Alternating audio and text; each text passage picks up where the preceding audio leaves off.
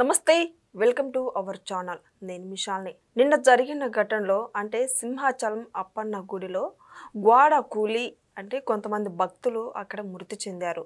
ఈ నేపథ్యంలో మాజీ సీఎం జగన్మోహన్ రెడ్డి పరామర్శించడానికని వెళ్ళి అక్కడ ప్రెస్ మీట్ పెట్టి మాట్లాడుతున్నారు. అయితే సీఎం చంద్రబాబు నాయుడు గారి మీదనే ఆయన డైవర్షన్ పాలిటిక్స్ చేస్తున్నారని చెప్పి ప్రభుత్వం మీద ఆయన దుష్ప్రచారం అయితే చేస్తున్నారు. అయితే దీని మీద పూర్తిగా విశ్లేషించడానికి మనతో పాటు స్టూడియోలో ఉన్నారు పొలిటికల్ అనలిస్ట్ శ్రీలీల గారు ఉన్నారు. వారిని అడిగి కొన్ని విషయాలు మనం తెలుసుకుందాం. నమస్కారం మేడం. నమస్తే మేడం, నిన్న జరిగిన ఘటనలో సింహాచలం అప్పన్న గుడిలో అంటే గోడ కూలి భక్తులు కొంతమంది మృతి చెందింది మనం చూస్తున్నామని. ఈ నేపథ్యంలోనే ఆయన వాళ్ళని ఆ మృతదేహాన్ని అంటే వాళ్ళ కుటుంబాల పరామర్శించడానికి మాజీ సీఎం జగన్మోహన్ రెడ్డి నిన్న వెళ్ళి అక్కడ కూడా మీటింగ్ పెట్టి మాట్లాడటం అంటే మన కూటమి ప్రభుత్వం మీదే దుష్ప్రచారం చేస్తున్నాడు. దీన్ని ఎలా చూడాలి మేడం? ఇక్కడ నిజంగా బాధాకరమైన విషయం. కొంతమంది చనిపోవటం, అక్కడ ఒక మంచి శుభసూచకమైన స్వామివారిది ఏదైతే జరుగుతుందో దానికి సంబంధించి వీళ్ళంతా చందనోత్సవానికి వెళ్ళటం, అక్కడ కొన్ని ప్రకృతి విపత్తులు అంటాం, అనుకోని సంఘటనలు, దాంట్లో ఇవి జరగటం అనేది ప్రతి ఒక్కరు కూడా వాళ్ళ కుటుంబాలకి ప్రగాఢ సానుభూతిని అందిస్తూ ప్రతి ఒక్కరం కూడా ఈ రోజున చాలా ఇది మాత్రం ఇబ్బందికరమైన పరిస్థితి అని అనుకుంటున్న సందర్భంలో చేతనైతే సహాయం చేయటం లేదా వాళ్ళ ఆత్మకు శాంతి చేకూరాలని కోరుకోవటం, ఆ బాధిత కుటుంబాలు ఏమైతే ఉన్నో వాళ్ళంతా త్వరగా కోలుకోవాలని, వాళ్ళు దీని నుంచి త్వరగా బయటకు రావాలని ఎవరైనా కోరుకుంటారు మానవతా దృక్పథంతో అని. కానీ ఈ మానవతా దృక్పథం అనేది జగన్మోహన్ రెడ్డి గారికి లేదు. అదైతే మనకి ఇక్కడ క్లియర్గా అర్థమవుతుంది. మనం చూసాం కాశ్మీర్లో సంబంధించిన 28 మంది ఎవరైతే ఉగ్రవాదులు పట్టణ పెట్టుకున్నారో మన భారతీయుల్ని, దానిలో మరి ఈయన ఎక్కడా కూడా బయటకు వచ్చి ఒక క్యాండిల్ ర్యాలీ కానీ ఒక బ్లాక్ బ్యాడ్జ్ కట్టుకొని మరి వాళ్ళకి తెలిసిన సంతాపం తెలియజేయటం కానీ నిరసన తెలియజేయటం కానీ ఏదీ లేదు. కనీసం వాళ్ళ కుటుంబాలని వెళ్ళి పరామర్శించింది లేదు. ఎందుకంటే అక్కడ కూటమి ప్రభుత్వాన్ని, ఆంధ్రప్రదేశ్ రాష్ట్ర గౌరవ ముఖ్యమంత్రి నారా చంద్రబాబు నాయుడు గారికి సంబంధించి ఏది మాట్లాడటానికి కుదరదు. జగన్మోహన్ రెడ్డి గారు బయటకు వచ్చారంటే ఏం చేయాలి అంటే ఫస్ట్ నారా చంద్రబాబు నాయుడు గారి గురించి మాట్లాడాలి. మరి నిన్ను చూస్తే సింహాచలం అప్పన్న ఏదైతే చందనోత్సవంలో ఈ మృతుల కుటుంబాలకి మరి సొంత బాబాయి చనిపోయినప్పుడు కూడా అంత శరవేగంగా వెళ్ళని జగన్మోహన్ రెడ్డి గారు ఈ కుటుంబాలను పరామర్శించడానికి అక్కడ అంతా కూడా పరిశీలించడానికి అతి వేగంగా వెళ్ళారు అని. ఎందుకు వెళ్ళారు, ఎందుకు వెళ్ళవలసి వచ్చిందంటే కూటమి ప్రభుత్వం మీద దుమ్మెత్తి పోయాలి, కూటమి ప్రభుత్వం మీద బురద జల్లాలి, కూటమి ప్రభుత్వం మీద ఇలాంటి ఫాల్స్ ఎలిగేషన్ అని తీసుకురావాలి, ఉన్నవి లేనివి అన్నీ కూడా. అతను కూటమి ప్రభుత్వం అధికారంలోకి వచ్చినప్పటి నుంచి కూడా ఏం చేస్తున్నాడు అని అంటే ఢిల్లీ స్థాయిలో వెళ్ళి జంతర్ మంతర్లో 36 మంది దుర్మరణం చెందారు. కేవలం ఏదైతే కూటమి ప్రభుత్వం వల్ల మాత్రమే వాళ్ళు చనిపోయారు కాబట్టి ప్రభుత్వాన్ని రద్దు చేయండి అని. మరి దానికి సంబంధించిన నివేదిక సమర్పించమంటే ఎక్కడా కూడా ఈ రోజుకి కూడా తెల్లమొహం వేసుకొని ఉన్నారు వాళ్ళు. మరి అదేవిధంగా తర్వాత నరసరావుపేటలో రషీద్ అనే ఒక వ్యక్తి, ఇంకొక వ్యక్తి అక్కడ ఏదో జనరల్గా వాళ్ళ కుటుంబ సమస్యలు కానివ్వండి, లేకపోతే వాళ్ళకి ఏదైనా లోకల్గా ఇష్యూస్ వల్ల చనిపోయిన దాన్ని మత విద్వేషాలను రెచ్చగొట్టే విధంగా కూటమి ప్రభుత్వానికి అంటగట్టే ప్రయత్నం చేశాడు. మొన్న చూస్తే ఎవరైతే ఫాస్టర్ ప్రవీణ్ అనే వ్యక్తి ఏ విధంగా దుర్మరణం చెందింది, రోడ్ యాక్సిడెంట్. కానీ ఇంకా అంతకంటే భయంకరమైందంటే ప్రతి ఒక్కరు చెప్పుకోవడానికి కూడా కొంచెం ఇబ్బందికరంగా ఉంటుంది పదే. అదేంటంటే అతను డ్రంక్ అండ్ డ్రైవ్ చేశాడనే విషయం. ఎందుకంటే కొన్ని విషయాలు కూడా చెప్పటానికి ఇష్టపడకుండా ఈ రోజున మనకు అనిపిస్తున్న విషయాన్ని పదే దాన్ని కూడా కులాలకు ఆపాదించి, మతాలకు ఆపాదించి ఏ విధంగా ఫాస్టర్లు రెచ్చగొట్టి ఎట్లాంటి ఊచకోతకు వస్తామనే మాటలు వాళ్ళు ఉపయోగించారు. తర్వాత చూస్తే వక్ఫ్ బిల్లు సంబంధించింది కూడా కొన్ని దుర్మార్గమైన కుట్రపూరితమైన రాజకీయాలు చేశారు. తర్వాత చూస్తే మనం తిరుపతి గోవుల మరణాలు, అక్కడ జననం మరణం అనేది సహజం. ప్రతిదానికి కూడా ఎన్ని ఆవులు పుట్టాయి, ఎన్ని గోవులు ఇక్కడ మరణించాయి అనేది ఒక నివేదిక ఉంటుంది. దాంట్లో చనిపోయిన గోవుకి పోస్ట్ మార్టం రిపోర్ట్ కూడా ఉంటుంది, ఇది ఏ కారణాలతో చనిపోయిందనేది. ఇవన్నీ ఇంత డీటెయిల్డ్గా ఉన్న తర్వాత కూడా ఎవరైతే ఉన్నారో ఆ రోజున భూమన కరుణాకర్ రెడ్డి అనే వ్యక్తి, ఇంత నీచమైన వ్యక్తులు లేరు అంటానికి సంకేతం భూమన కరుణాకర్ రెడ్డి అన్నయ్య ఎవరున్నారో అతను ఏదైతే హిందూ దేవాలయాల మీద ఉండే బొమ్మలు, హిందూ దేవతా విగ్రహాల గురించి అతను రాసిన ఒక బుక్ ఏదైతే ఉందో అతి భయంకరమైన జుబుక్సాకరమైన మాటలతో ఏ విధంగా హిందూ దేవతలను అతను కించపరుస్తూ రాశాడో ఆ బుక్ని ప్రపంచమే బ్యాన్ చేసింది. అంత ప్రపంచమే బ్యాన్ చేసిందంటే మనం అర్థం చేసుకోవాలి ఎంత భయంకరమైన పదజాలం అతను ఉపయోగించాడు. వీళ్ళు హిందువుల గురించి, హిందూ తత్వం గురించి, హిందూ దేవాలయాల గురించి, గోవుల మరణాల గురించి మాట్లాడే హక్కు కాదు కదా, కనీసం తిరుపతిలో అడుగుపెట్టే వాళ్ళకి అర్హత కూడా లేదు అనేది ఈ రోజున ప్రజలందరూ మాట్లాడుతున్నారు.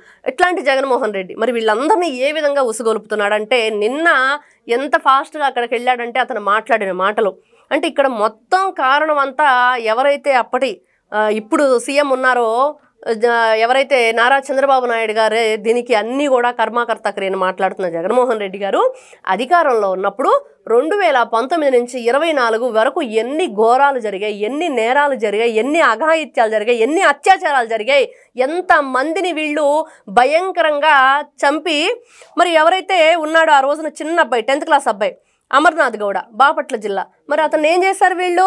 దుర్మార్గంగా పెట్రోల్ బస్ సజీవ దహనం చేశారు. మరి దానికి ఎవరు? ఆ రోజున ముఖ్యమంత్రి జగన్మోహన్ రెడ్డి. మరి జగన్మోహన్ రెడ్డి దానికి ప్రాతినిధ్యం వహించాలి. మరి చూస్తే బాబాయ్ మరణం తర్వాత నువ్వు ఇంతవరకు కూడా ఎవరు దొంగలను పట్టుకోలేకపోయావు, మరి దానికి కూడా నువ్వే మరి బాధ్యత వహించాలి. అదేవిధంగా అన్నమయ్య ప్రాజెక్టు, పులిచింతల గేట్లు, వాళ్ళ సొంతది పులివెందులు, ఆ పులివెందులకు సంబంధించింది, గుండ్లకమ్మకు సంబంధించింది, ఇక్కడ ఎంతమంది చనిపోయారు, మరి వాళ్ళందరికీ కూడా నువ్వే బాధ్యత వహించాలి కదా. మరి అక్రమంగా మైనింగ్ తరలిస్తూ ఏదైతే జెలిటన్ స్టిక్స్ పేలి అక్కడ చనిపోయారో వాళ్ళందరికీ ఎవరు? జంగారెడ్డిగూడెం. మరి జంగారెడ్డిగూడెంలో ఎంతమంది నాటు సారా దాగి చనిపోతే ఆ మరణాలకు సంబంధించి నువ్వు ఇచ్చిన తప్పుడు నివేదిక ఏమని చెప్పుకోవాలి? అంటే ఈ సహజ మరణాలు లేకపోతే అక్కడ ఏదో జరిగిందని చెప్తే, సహజ మరణాలు ఓన్లీ మగవాళ్ళు మాత్రమే, పురుషులు మాత్రమే మరణిస్తారా? ఆడవాళ్ళు మరణించారంటే అక్కడ మరణించిన వాళ్ళందరూ కూడా నాటు సారా దాగిన పురుషులు. మరి దానికి ఏ విధంగా ఆ రోజున బాధ్యత వహించాడు జగన్మోహన్ రెడ్డి గారు? ఈ రోజు మాట్లాడుతున్నారు. ప్రతి ఒక్కటి ఎటువైపు చూసుకున్న రాష్ట్రాన్ని రావణ కాష్ట చేసి ఆ రోజున అమరావతి రైతులు 1500 రోజులకు పైగా కూడా దీక్ష చేపట్టిన దానికి ఎవరు బాధ్యత వహించాలి? మరి జగన్మోహన్ రెడ్డి గారే వహించాలి కదా. మరి ఇన్ని విధాలుగా ఇన్ని తప్పులని దగ్గర పెట్టుకొని వర్షాకాలంలో ఆర్టీసీ బస్సులో ప్రయాణించే వాళ్ళు జగన్మోహన్ రెడ్డి గారు ముఖ్యమంత్రిగా ఉన్నప్పుడు గొడుగులు వేసుకున్న పరిస్థితి మరి మర్చిపోయినట్లున్నాడు. ఒకసారి వెనక్కి తిరిగి చూసుకుంటే దీనికంతా ఎవరు బాధ్యత వహిస్తారు? ఎవరు ఆ రోజున మరి ఋషికొండను ఎవరైతే గుండు చేసి ఒక భయంకరమైన ప్యాలెస్ ఒకటి కట్టాడు, బూత్ బంగ్లా లాగా, మరి దాన్ని ఏం చెయ్యాలి? ఎవరు నివసిస్తారు దాంట్లో? ఏ విధంగా ప్రజల సొమ్ముని అడ్డగోలుగా నువ్వు వాడేసుకున్నావు?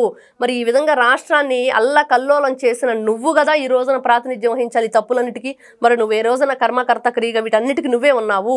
మరి ఏ రోజైనా సరే నువ్వు బాధ్యత వహించావా? ఈ రోజున ఎన్ని విధాలుగా నిన్ను ఏం చేసినా పాపం లేదు జగన్మోహన్ రెడ్డిని ఆంధ్ర రాష్ట్ర ప్రజలందరూ దుమ్మెత్తిపోస్తున్నారు.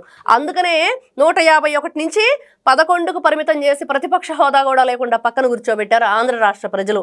మరి అమరావతి రాజధానిగా కాదని 3 ముక్కలు ఆటాడి అక్కడ ఇక్కడ అని చెప్పేసి 1 కాదు 2 కాదు ఎన్ని విధాలుగా కన్న తల్లి సొంత చెల్లి కూడా నీకు ఓటేయకుండా 2024లో ఏ విధంగా నిన్ను పక్కన పెట్టారో కనిపిస్తుంది. మరి ఇట్లాంటి మనిషి శవాల మీద చూస్తే రాబందులు ఏ విధంగా వస్తాయో ఆ విధంగా జగన్మోహన్ రెడ్డి గారు శవాన్ని చూడంగానే పరుగున వచ్చేసి ఇట్లాంటి శవ రాజకీయాలు మనం చూసాం. రాప్తాడులో లింగమయ్య ఫ్యామిలీ ఏం చేసావు? 1 రూపాయన్నా ఇచ్చావా? వాళ్ళకి నేనున్నానని అండగా మాట్లాడేవా? మరి లేకపోతే వాళ్ళ పిల్లలకి ఏదైనా చదువుకు సంబంధించి ఎడ్యుకేషన్కి సంబంధించి నువ్వేమైనా హెల్ప్ చేస్తానన్నావా? ఏది ఉండదు. కేవలం దుమ్మెత్తిపోయటానికి కుటుంబ ప్రభుత్వానికి మాట్లాడటానికి మాత్రమే జగన్మోహన్ రెడ్డి గారు వస్తారు. మరి ఇట్లాంటి జగన్మోహన్ రెడ్డి గారు పదే కుల రాజకీయాలు, మత రాజకీయాలు, శవ రాజకీయాలు చేస్తూ ఉంటే ఏ విధంగా ఆంధ్ర రాష్ట్ర ప్రజలు చూస్తూ ఊరుకుంటారు? ఈ రోజున ప్రతి ఒక్కరు క్వశ్చన్ చేస్తున్నారు. బాబు నువ్వు పక్కన కూర్చున్నావు, ఈ రోజున ఎందుకు 11కు పరిమితం అయ్యావో ఒకసారి వెనక్కి తిరిగి ఆలోచించుకో. మీకు మాట్లాడే హక్కు లేదు. చేతనైతే సహాయం చెయ్యి, అక్కడ ఉన్న వాళ్ళకి ఏదైనా హెల్ప్ చేయి, వాళ్ళకి మోరల్గా నిలబడు. మరి మొన్న చూస్తే కాశ్మీర్ దాంట్లో చనిపోయిన వాళ్ళని నువ్వెందుకు పరామర్శించడానికి రాలేదు? ఈ రోజున హుటాహుటిన అసలు బాబాయి చనిపోయినప్పుడు కూడా వెళ్ళని ఈ వ్యక్తి ఈ రోజున ఎందుకు ఇంత ఆగమేఘాల మీద వచ్చేసి ఇక్కడ చేస్తున్నాడు అని అంటే మనకు కనిపిస్తుంది ఏంటంటే కేవలం శవ రాజకీయాలు మాత్రమే జగన్మోహన్ రెడ్డి గారికి ఇష్టం. శవాలను చూస్తే చాలు ఆయన ఉండబట్టలేడు, ఇంకా ఉండలేడు, అక్కడ కాలు నిలవదు, ఇంకా పరిగెత్తుకుంటే ఆ శవం ఎక్కడ ఉంటే అక్కడికి వచ్చేస్తాడు అనేది మనకు ఖచ్చితంగా అనిపిస్తుంది. మనం చూసుకుంటే మన తిరుపతిలో కూడా సేమ్ ఇట్లానే ఘటన జరిగింది మేడం. టికెట్ల దగ్గర గేట్ ఒకేసారి ఓపెన్ చేయగానే భక్తులు కొంతమంది అక్కడ ఒత్తిడికి తాకి కొంతమంది మరణించింది చూసాం, కొంతమంది హాస్పిటల్లో ఉంది చూస్తూనే ఉన్నాయి. ఈ నేపథ్యంలో ఆయన హుటాహుటిని కూడా హాస్పిటల్కి వెళ్ళడం అంటే వాళ్ళ కార్యకర్తలతో అంటే రోజా కూడా వాళ్ళందరు కార్యకర్తలతో వచ్చి చూసాము. ఈ నేపథ్యంలోనే నిన్న జరిగిన దాంట్లో మరి వాళ్ళ కార్యకర్తలు ఎవరున్నారు? రోజా ఉన్నారా? ఎవరున్నారు? ఎవరు లేరు. కానీ ఇక్కడ ఒక విషయం, వీళ్ళు ఎంతసేపటికి మనం ప్రతి చోట చూస్తున్నాం. ఆ రోజున మీరన్నట్లుగా ఆ రోజున తొక్కిసలాట్లో చనిపోయిన వాళ్ళ దగ్గరికి వీళ్ళు ఎలా వెళ్ళారు అంటే వాళ్ళు ఏదైనా నామినేషన్ వేయడానికి వెళ్తున్నారా లేకపోతే హాస్పిటల్లో ఉన్న వ్యక్తులను పరామర్శించడానికి వెళ్తున్నారా అన్నది కూడా అర్థం కాని పరిస్థితి. పెద్దగా అరుస్తూ సీఎం జగన్ అంటూ వాళ్ళ అరుపులు కేకలు, వాళ్ళ వ్యవహరించే ఆ శైలి, అక్కడున్న పేషెంట్లు సెలైన్ బాటిల్స్ కూడా లాగి పక్కన పడేసి వాళ్ళంతా నెట్టుకుంటూ తోసుకుంటూ వెళ్తుంటే ఇది హాస్పిటల్ వాతావరణం అంతా గందరగోళం నెలకొంది. మరి అందుకనే మొన్న గోశాలకు వాళ్ళని రానివ్వకుండా ఇంతమంది రావడానికి వీల్లేదు. మరి అక్కడ 1700 గోవులు కూడా లేవు. మరి 2000 మంది జనాలు వస్తే నిజంగా ప్రజల ఆ రోజున ఒక అన్నమాట ఏంటంటే సాధు జంతువుల దగ్గరికి ఈ క్రూర జంతువులను పంపించకండి అని. మరి అలానే ఉంది, వీళ్ళంతా క్రూర జంతువుల్లో బిహేవ్ చేస్తున్నారు, మరి సాధు జంతువులు బెదిరిపోతాయి కదా, అదే మరి జనాలు మాట్లాడుకున్నారు.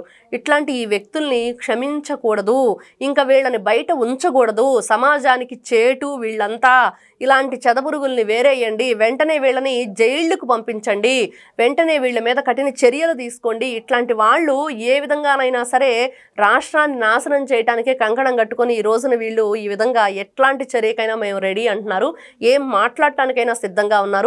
మాట్లాడితే చాలు జగన్మోహన్ రెడ్డి గారు తాడేపల్లి ప్యాలెస్లో నేనున్నాను ఇక్కడే అని చెప్పుకోవడానికి వాళ్ళ కార్యకర్తలందరినీ పిలుచుకొని మీటింగులు పెడుతూ ఉంటారు. మరి ఆ మీటింగుల్లో ఏం మాట్లాడతారంటే ఎక్కడ శవాలు ఉంటాయి, ఎక్కడ ఏ విధంగా కూటమి ప్రభుత్వం మీద బురద జల్లాలి, ఏ విధంగా పవన్ కళ్యాణ్ గారిని, లోకేష్ గారిని, చంద్రబాబు నాయుడు గారిని, అదే విధంగా అక్కడ ఉన్న మంత్రివర్గాన్ని ఏ విధంగా హేళన చేయాలి, ఏ విధంగా ప్రజల ముందు వీళ్ళ మీద దుర్మార్గమైన చర్యలు చూపించాలి అనేదే వాళ్ళ లక్ష్యంగా చేస్తున్నారు తప్పించి ఈ రోజున వైఎస్ఆర్సీపీ పార్టీ నుంచి 11 మంది ఎమ్మెల్యేలు ఉన్నారు. మరి ఎవరైనా సరే ఎటువంటి సహాయ సహకారాలైనా అందిస్తున్నారా, కనీసం వాళ్ళ నియోజకవర్గాల్లోనైనా ప్రజలకు ఎటువంటి సేవ అయినా చేస్తున్నారంటే ఎక్కడా కూడా బయటికి వినపడింది వాళ్ళ పేరు.